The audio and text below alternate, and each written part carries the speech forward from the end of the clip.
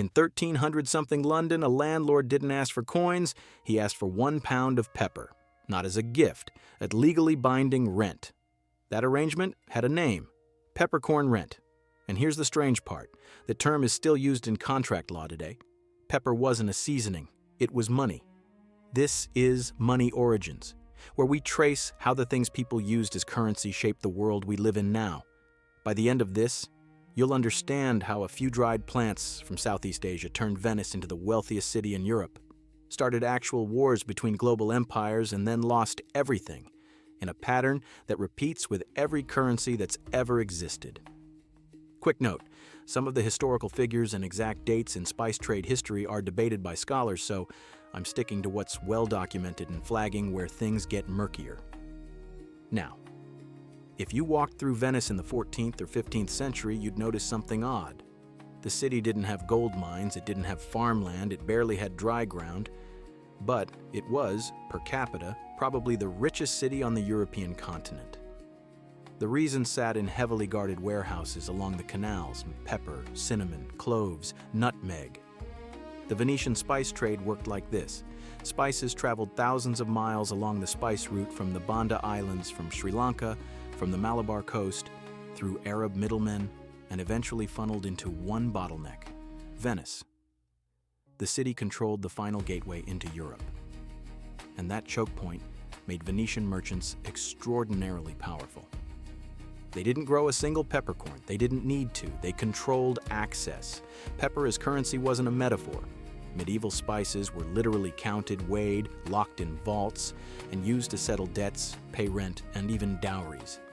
Across medieval England and parts of France, a sack of pepper could purchase land. A handful of cloves could settle a legal dispute. These weren't luxuries in the way we think of luxuries. They were stores of value, portable, durable, universally desired. They checked every box that hard money is supposed to check. But here's where it gets darker. Nutmeg, that spice you barely think about when it's sprinkled on eggnog, was once worth more than gold by weight. And nearly all of it came from one place, a tiny cluster of volcanic islands in eastern Indonesia called the Banda Islands. Whoever held those islands held the global nutmeg trade. The Portuguese figured this out first. Cinnamon history tells a similar story. Portugal built a significant portion of its imperial funding on cinnamon from Sri Lanka. Spices weren't just traded by empires, they financed empires. Then the Dutch arrived. The Dutch East India Company wanted the Banda Islands, specifically a small island called Run. The English had gotten there first and planted a flag. What followed was one of the strangest deals in colonial history. The spice wars over Run eventually led to a swap.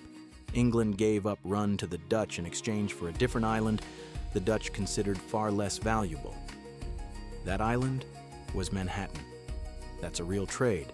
Nutmeg for New York, the Dutch got their monopoly. And to keep nutmeg rare, they did something brutal. They destroyed nutmeg trees on every island they didn't directly control. They burned groves. They restricted planting.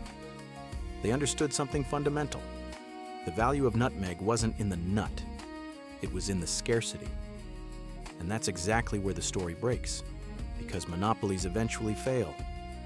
The French managed to smuggle nutmeg seedlings out of the Banda Islands. The British cultivated spice plantations across their own colonies. Cinnamon started growing in new regions. Pepper plants spread. Within a couple of generations, the supply of medieval spices expanded dramatically and prices collapsed, not gradually. The spice trade history that had defined global power for centuries just deflated.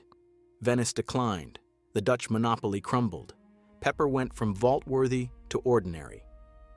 And here's what stays with me. This is the same pattern we explored with salt. Any currency, whether it's pepper, salt, silver, or anything else, holds value only as long as it remains scarce. The moment someone figures out how to flood the supply, the entire system built on that scarcity comes apart. It doesn't matter how universally desired something is, it doesn't matter how many wars were fought over it. Rarity is the engine. Remove it, and you're left with just a spice.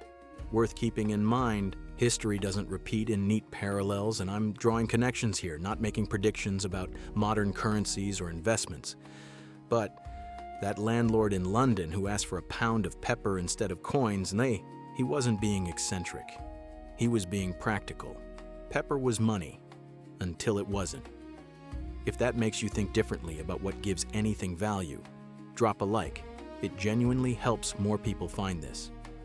Subscribe to Money Origins if you want more stories like this. There's a whole series here about the strange things humans have used as money and what happened when they stopped working.